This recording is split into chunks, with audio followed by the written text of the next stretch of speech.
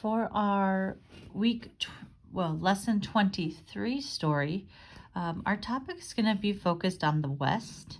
So we're going to read about Vaqueros, which are kind of like, America's first cowboy. So what we're going to focus on, if you look over here, we're going to look at text and graphics features. So what does the text look like? What kind of special things are being used in the text? And then graphic features, okay, it could be maps or photographs. And then there'll also be the headings, captions under pictures, and other features that we're going to focus on in our story this week. So text or graphic features, and then what are their location, and what do you think their purpose is? So we'll look at that, and then let me read you the preview of the topic. It says, California, Texas, and other parts of the American West were once controlled by Spain. As a result, many terms associated with cowboys are from the Spanish language. By the early 1800s, however, Spanish control of the region was declining. Mexico won its independence from Spain in 1821. Texas, California, Arizona, and other states later gained independence from Mexico and joined the United States. The huge expanses of land in the West were ideal for cattle ranching. Vaqueros, America's first cowboy, explains the vaqueros' essential role in managing the cattle ranches. All right, so we are reading Vaqueros, America's first cowboys. The essential question is, what kinds of lessons were learned by people who lived in the Old West? And then we are reading an informational text. So it for sure is nonfiction, which means it's real information. Informational text, everyone should see it. This is on page 696. It tells you what the genre is of every story we read. So if you get forgetful about that, look on the first page of the story. This is 696. So for informational text, it gives facts and details about a topic. So we need to look for text features, such as headings, that organize the information and help explain the topic. There should be photographs and captions, and then domain-specific words that help you understand the topic. So they're words that relate to the first cowboys. So there might be some vocabulary in there we don't know 100% because, unless you read a lot about cowboys.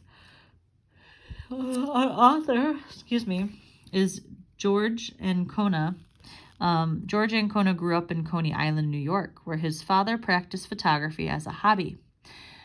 Ancona says that as a photographer, I can participate in other people's lives, producing something that can be shared and has a life of its own.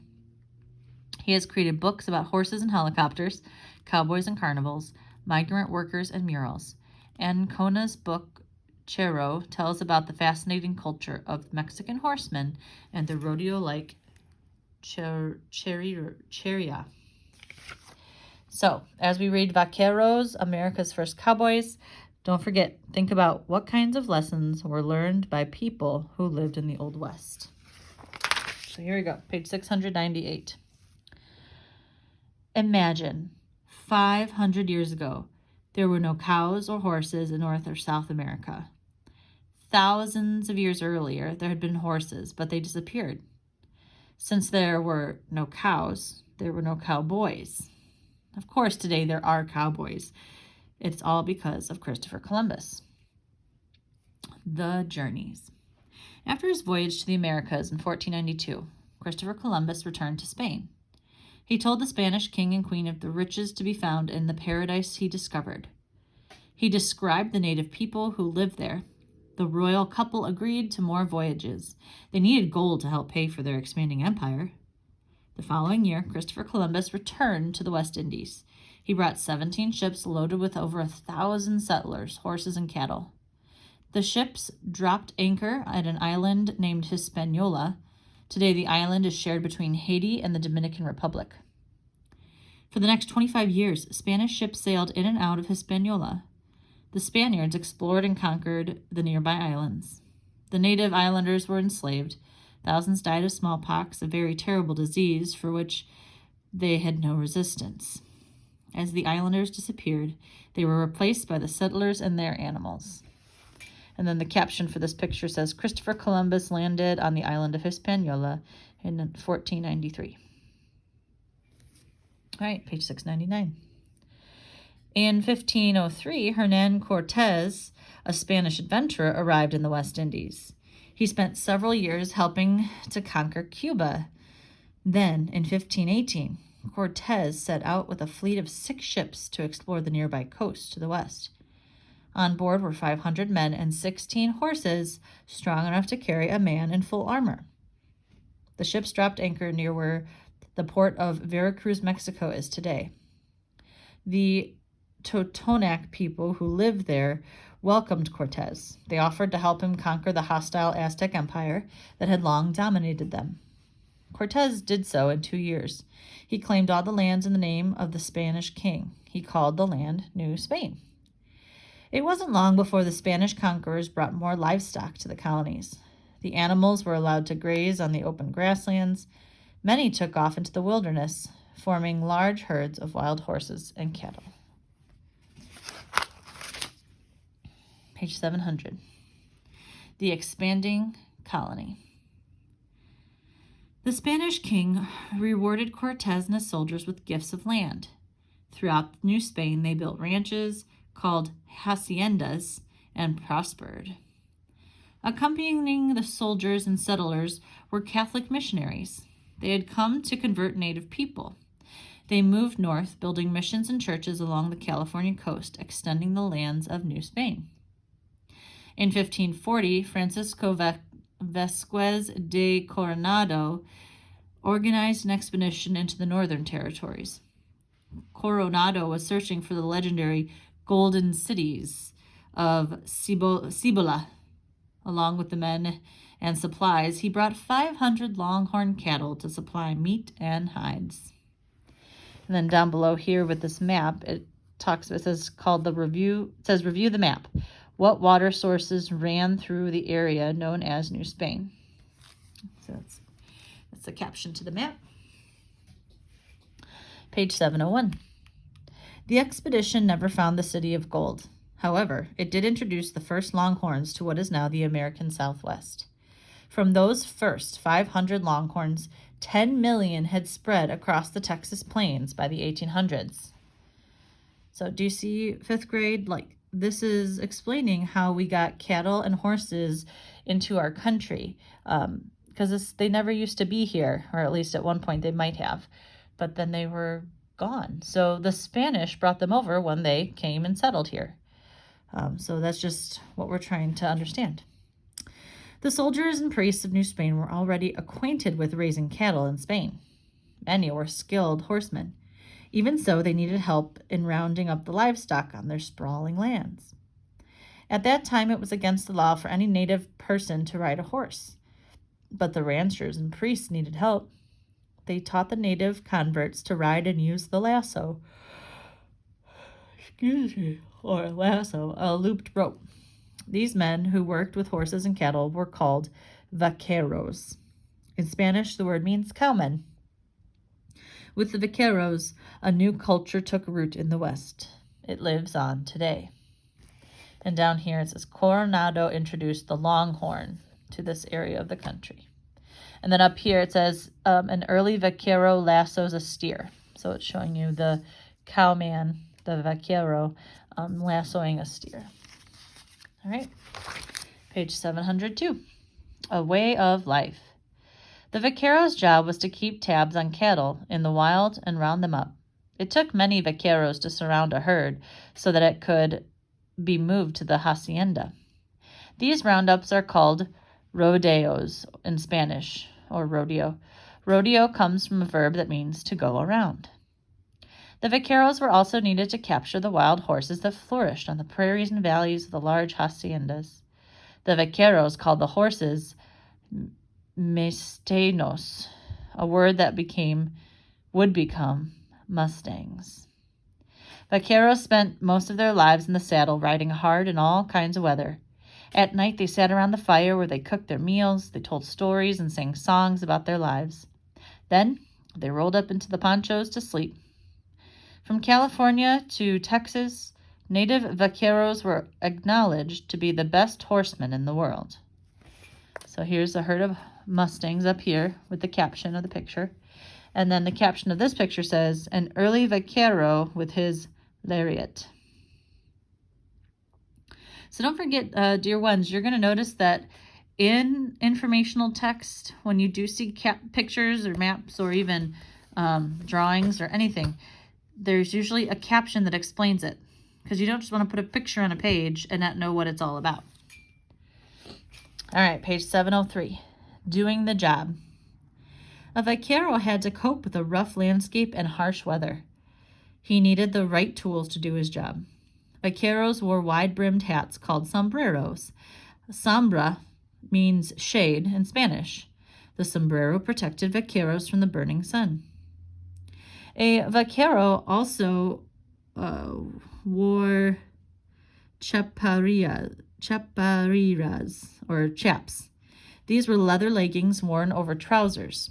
They protected the vaqueros from cactus, thickets of wild brush, and rope burns. The horses belonged to the owner of the hacienda.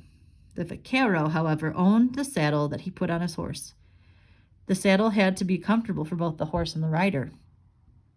The vaquero's feet slid into 2 wooden stirrups that hung from the saddle. A vaquero's most trusted tool was his lasso, also known as the lariat. Often a vaquero would have to gallop after a runaway steer. He would toss the loop of the lariat around the steer's horns, neck, or foot. Then he would wrap the rope around his saddle horn and rein in the horse. This would hold the steer or bring it to the ground. Once the herds were together, they calmed down and began to graze.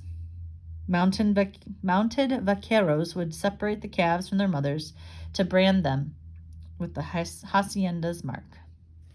And then this picture is called a modern saddle. It shows a picture. There's the stirrups. All right. Page 704. The Vaquero Legend. In 1821, Mexico won its War of Independence from Spain. All of New Spain became the independent nation of Mexico. The northern lands of Mexico, however, were difficult to govern. Many American immigrants crossed into the territory that would one day become Texas. Soon there was a large population of Americans in Texas. In fact, they outnumbered the Mexican residents who lived there for generations. With the Americans came changes in the culture of the vaquero. Even the word changed. When the Americans tried to say vaquero, it came out burkera. Later the word became buckaroo. It was only after 1860 that men who worked with cattle were called cowboys. And down here, this caption for this picture that goes on to the next page, it says, Cowboys continued the culture of the vaquero. And then this one, I think it's just another picture that explains this caption. All right, page 705. In 1836, Texas declared itself independent from Mexico. 9 years later, it joined the United States. Then, in 1847, Mexico lost a war with the U.S. As a result, it lost its northern lands. They would become the states of California, Nevada, Utah, and parts of Arizona, New Mexico, Colorado, and Wyoming. I have to say, while this is going on, while Mexico had that war to try and, keep their lands that's in America right now, or at least like those states, California, Texas, Nevada. Look at 1847. That's when our church, St. Peter Lutheran Church and School, started. Isn't that cool? So while the war over the land with Mexico was going on, we were just starting up here in Chicago, or Schaumburg, I should say. Isn't that cool? I just like that date. I always remember that. After the end of the Civil War, the vaqueros were joined by free slaves and young men from the East. These newcomers wanted a new life in the wide open spaces.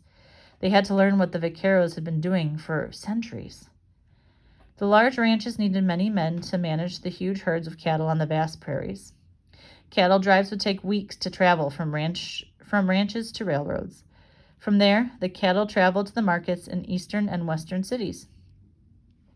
The invention of barbed wire made it possible to build fences to keep cattle in pastures. The vaquero was not needed to ride the wide open spaces. Long cattle drives became unnecessary. The decline of the vaquero began. Yet the vaquero's traditions did not fade from the American imagination. At the turn of the century, the cowboy became the hero of the West. Books, magazines, stories, and early movies featured the brave exploits of the American cowboy. So even as maybe cowboys weren't as much needed because times were changing, they came into, the public's view as American heroes with books and stories and movies about, these cowboys. And this says, cowboy movies were among the first movies made. Tom Mix and his wonderful horse, Tony. All right, next page. And this is the last page. Here's the picture that goes with it. This caption says, a horse rears throwing its rodeo rider. So here we go, page 707, Celebrating Traditions. Today, the arts and skills of the vaquero can be seen in two countries. They appear in the charrerías of Mexico and the rodeos of the United States. Both vaqueros and cowboys pride themselves in their skills. They keep alive the traditions and culture of their past. On September 14th, Mexicans celebrate El Dia del Chero. It's a holiday of parades, church services, music, and charrerías. The charrería is a rodeo where vaqueros can exhibit their skills. They perform with charros and charras, gentlemen and women riders. The men dress in their elegant silver button outfits and large sombreros. The women wear the traditional dress of the China Poblana. Many of the events performed in rodeos and charrerías are similar. Both may include riding a bucking horse or bull and getting thrown off, for example. But like the first vaqueros, the riders are ready. There is an old saying in the corrals.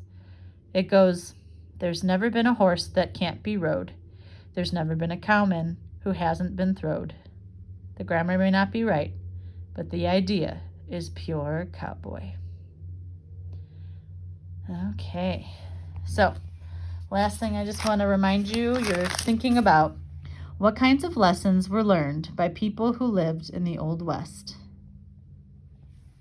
So think about that and vaqueros, America's first cowboy.